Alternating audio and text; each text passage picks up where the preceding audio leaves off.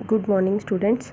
Next unit का topic है musical elements in नाट्य शास्त्र। नाट्य शास्त्र में वर्णित सांगीतिक तत्व।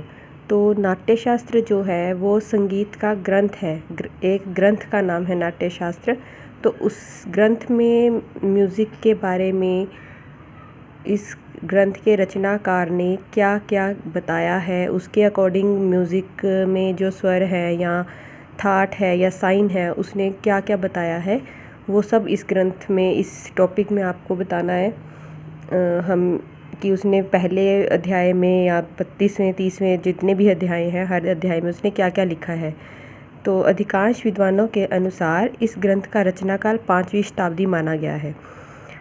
मैक्सिमम जो विद्वान हैं वो कहते हैं कि ये जो ग्रंथ है ये 5वीं शताब्दी में लिखा गया था, या इस ग्रंथ की जो रचना थी वो 5वीं शताब्दी में मानी गई है, मैक्सिमम जो संगीतकार हैं उनके अनुसार।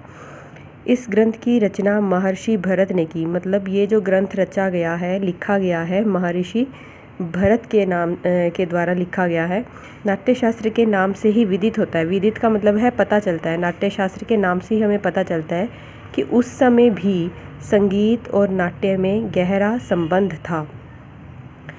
इस ग्रंथ को नाद शास्त्र, मोक्ष शास्त्र और योग शास्त्र के नाम से भी जाना जाता है, क्योंकि जो संगीत है वो एक तो उसमें आवाज़ आती है, गाया बजाया जाता है, तो दोनों में ही आवाज़ का काम है, इसलिए उसे नाद शास्त्र कहते हैं, क्योंकि संगीत जो है वो नाद से उत्पन्न हुआ है। और मोक्ष शास्त्र, क्योंकि संगीत हमें शांति देता है, मोक्ष प्रदान करता है, इसलिए मोक्ष शास्त्र भी कहते हैं। और योग शास्त्र, क्योंकि ये हमें मेडिटेशन में हेल्प भी करता है संगीत, तो इस ग्रंथ को इन 3 नामों से भी जाना जाता है। इस ग्रंथ में निम्नलिखित सांगीतिक तत्वों का वर्णन किया गया। तो इस ग्रंथ में क्या क्या लिखा गया है संगीत के बारे में, भरत ने क्या क्या विचार दिए हैं, वो हम देखेंगे। फर्स्ट है, भरतकृत नाट्य शास्त्र में केवल मध्यम ग्राम और षड्ज ग्राम का ही वर्णन है। गंधार ग्राम का उल्लेख नहीं किया गया। मध्यम ग्राम और षड्ज ग्राम, ग्राम होता है जहाँ पे एक ऐसा स्केल जिसमें श्रुति, स्वर, सप्तक सब कुछ आता है, तो वो ग्राम है।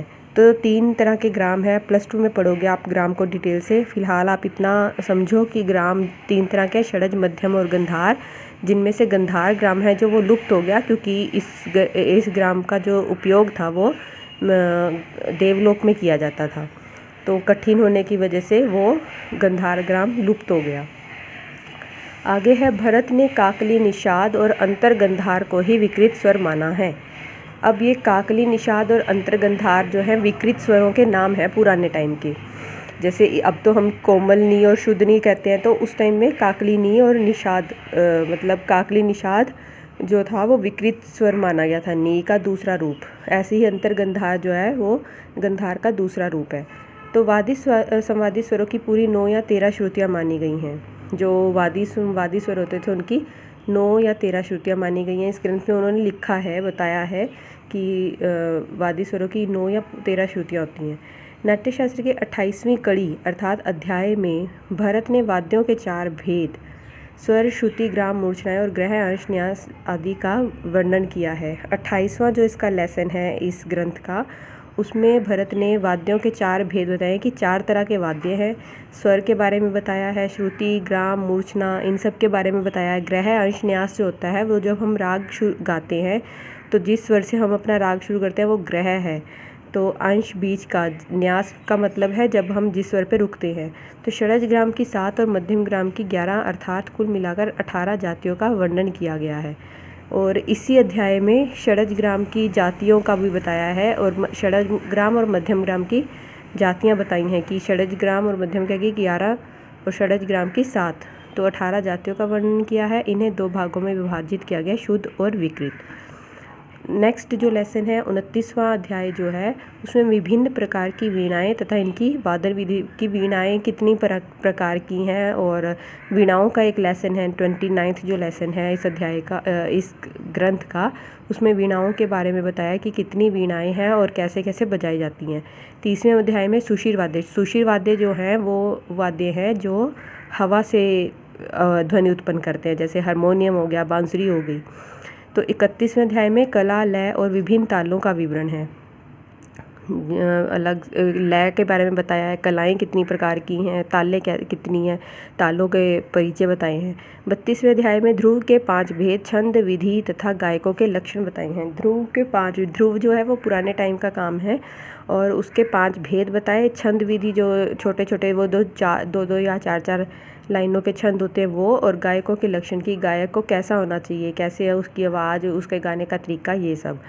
और 33वें अध्याय में अवनद वाद्य होते हैं ताल वाद्य, वो उनकी उत्पत्ति कैसे हुई, उसमें क्या भेद है, कैसे बजाते हैं, वादक कैसे होते हैं, ये। और इसके अतिरिक्त 6ठे अध्याय में रस के लक्षण, व्याख्या, भाव तथा 8 रसों का वर्णन है। रस होता है ना, जैसे श्रृंगार रस है, भयानक रस, ऐसे रौद्र रस, ये रसों के बारे में बताया है और इनका वर्णन किया है। और 7वें अध्याय में विभाव और अनुभाव की सामान्य व्याख्या है। 7वें अध्याय में विभाव और अनुभाव की व्याख्या की गई है कि विभाव क्या है, अनुभाव क्या है।